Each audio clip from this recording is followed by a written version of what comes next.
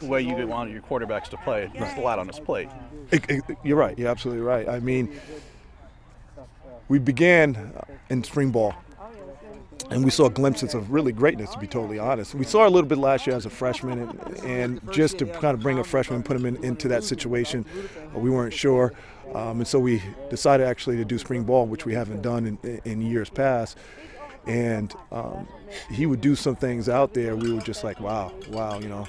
And as he began to learn the signals and learn the concepts in which we run our run game from, we knew that he was going to be very talented in terms of, one, you got Khalid obviously in the backfield, and programs are going to try to stop him, but with the zone read, and we run it a lot of different ways, it makes him a threat. And I think today you were able to see that in the fact that he was able to get 303 yards. And then a couple of weeks ago against Bacon, he also put up 300 yards. So here's a guy that really gives us another running back threat at the quarterback position. And not taking anything away from Boudreaux last year, but that makes you a little more dangerous running-wise, because you don't know who's going to run that dang thing. Right. I mean, if you look back at 2012, we were really successful offensively because of the play of Joey Paparelli. Alex, unfortunately, was only here 1 year, so he really didn't know the concepts that we really run and how. So we had to actually only give him a little bit of it. For Jawan, we threw it all at him. And the whole rationale is that he's going to have 3 years to get it. So if he's messing up with some, so be it. And he's actually picked it up much better than I thought he would. And obviously a much more dynamic runner. I mean, Absolutely. throw it all at him, and hey, if Right. he messes something up, he can still get you 20. He can still get you 20, or in some cases he can get you more than that in the touchdown. Right. But he is so explosive. The thing about him is that if you don't have someone on him, he can take it for a score, and he did that obviously today. Yeah.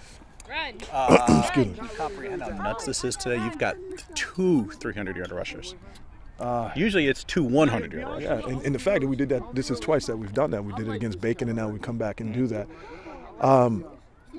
I tell you, it's interesting because as the game is going on, I don't even really comprehend in terms of how many yards they run. It's about the system in terms of just kind of executing. And then, at the end, when you kind of look at the numbers, you kind of, I'm thrown back a little bit at it. But then you look at, all right, the big run, if it's 60 or 70 yards, it's so significant in terms of getting you close to that, 300 mark.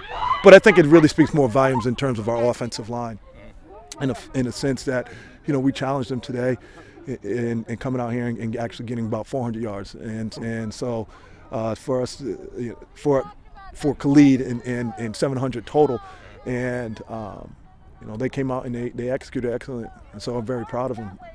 And he only had to throw it twice. You only had to throw it twice. Jamal, Yeah. Jamal said Khalid went over 2,000. No, Khalid's probably sure about 100. Oh, is he? Yeah, he needed about 400 today. Started the second half. That was a good haymaker to throw at them. Kickoff return by Jawan and then Khalid. Right. Well, we've kind of been playing around with putting Jawan back in a kickoff, and everybody's always on the staff. Some guys are for and some guys are against. Obviously, the concern is about getting hurt. But the thing is, you play the game, right. And he's a dynamic player.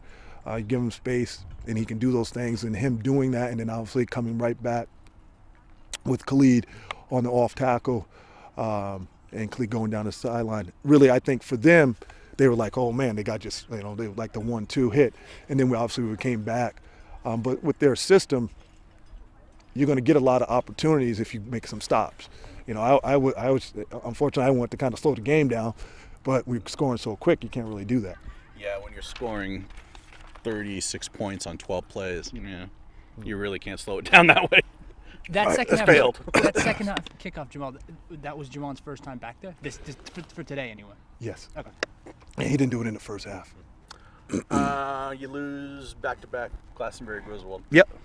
Where was the kids' confidence at that point? Hopefully when we get in the state, we don't have to play anybody with a G, so that might be a good thing.